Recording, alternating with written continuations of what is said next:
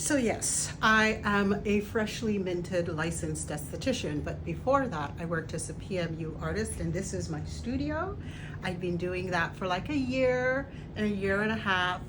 And then it just led to this wonderful world of skin and skincare and aesthetics. So lucky me, I talked to the owner of the studio suites, and she is a master cosmetologist, and she agreed to be my sponsor mentor. So like I said, I want to talk to mainly those who want to get into this, but they are thinking, how? I can't go to SD school. For all the reasons that you can't. For me, it was a personal reason.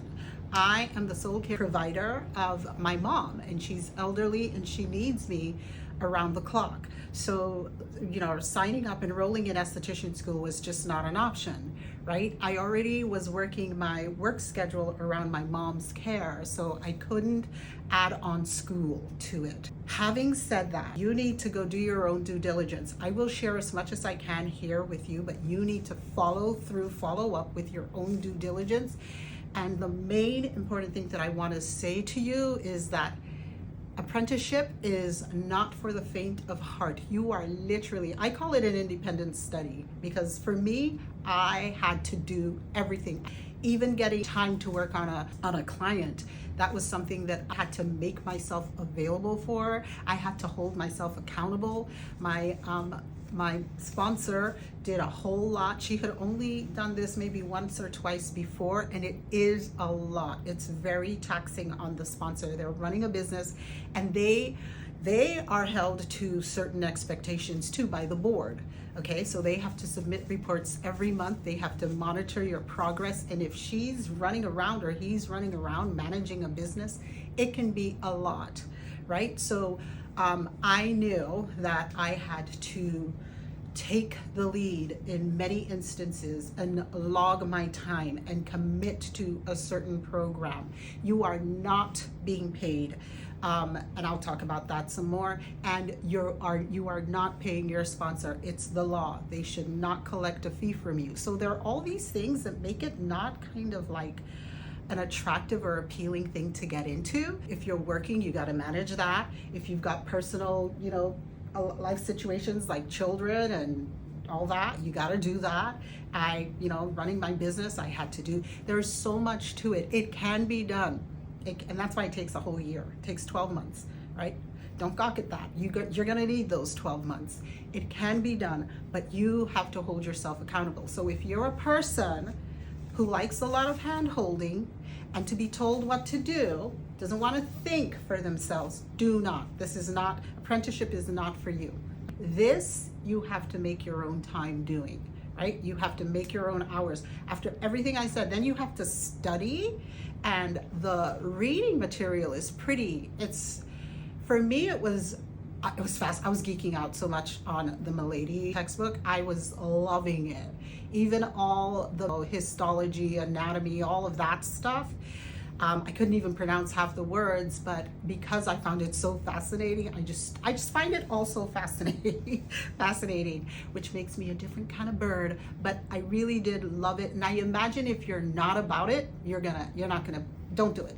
Don't. You're not gonna succeed. You gotta be about it. You gotta want it beyond, oh, I too wanna be doing all the fluffy stuff in here. It is not that.